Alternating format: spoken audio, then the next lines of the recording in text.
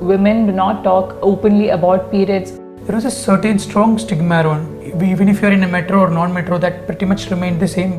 So we are going to bridge this gap of lack of awareness.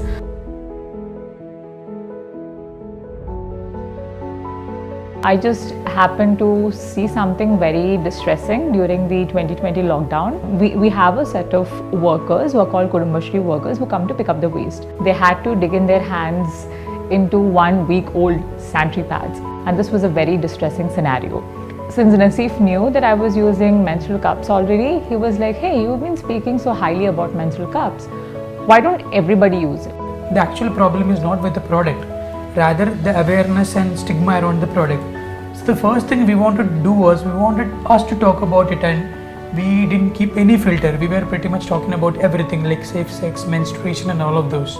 We were getting DMs from customers. They were like, where should we insert this menstrual cup? Can we pee after using the menstrual cup? Will I lose my virginity if I use menstrual cup? So all these things were something that we felt we needed to address it. I mean, there were brands who were selling menstrual cups, so we don't want to be another brand who just sells menstrual cup. The real problem here was lack of awareness. So we are going to bridge this gap of lack of awareness. So today we are going to talk about periods openly. We are going to make period talk the new normal. Not just that, we are also going to have a small awareness about menstrual cups, how to use them also.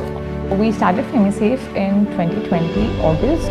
So unlike other couples who are engaged and who plan their whole wedding, what dress they're going to wear, how the venue would be, we were different. Basically, instead of trying the wedding dress, I was basically trying different samples of menstrual cups to find out which would be the best. People had this weird kind of thing towards Naseef. A lot of my friends are asking, will anybody use this? This is not a very stigmatized product, very tabooed product. Do you think you'll be able to scale it? So when we were at 100 customers, we were listening to the same thing. When we reached 1,000 customers, then we reached to 10,000 customers, then we reached to 1 lakh customers, then again we reached to another close to 3 lakh customers now. Still we were hearing this each and every stage, and we were kind of laughing inside, okay, someday we'll prove it. When we started the brand, we had this idea of like penetrating more into tier 2 and beyond, right? When we researched all the marketplaces available back then, we found out that Flipkart has the deepest penetration among the non-tier 1 cities actually. So since day one, we got a first order from Flipkart. So since day one, Flipkart is our partner. So when we started, right, we were just getting less than 100 orders a month for first few months. From there, we have grown till almost 10,000 orders a month, of which almost 30-35% of the contribution is coming from Flipkart alone. Menstrual cup and sterilizer was the first product, and then each of our products that we launched was definitely based on something that we launched to make a woman's life easier and more convenient. So we are looking to reach at least 5 million customers in the next 3 years, and we hope that Flipkart will be a major contributor in that journey.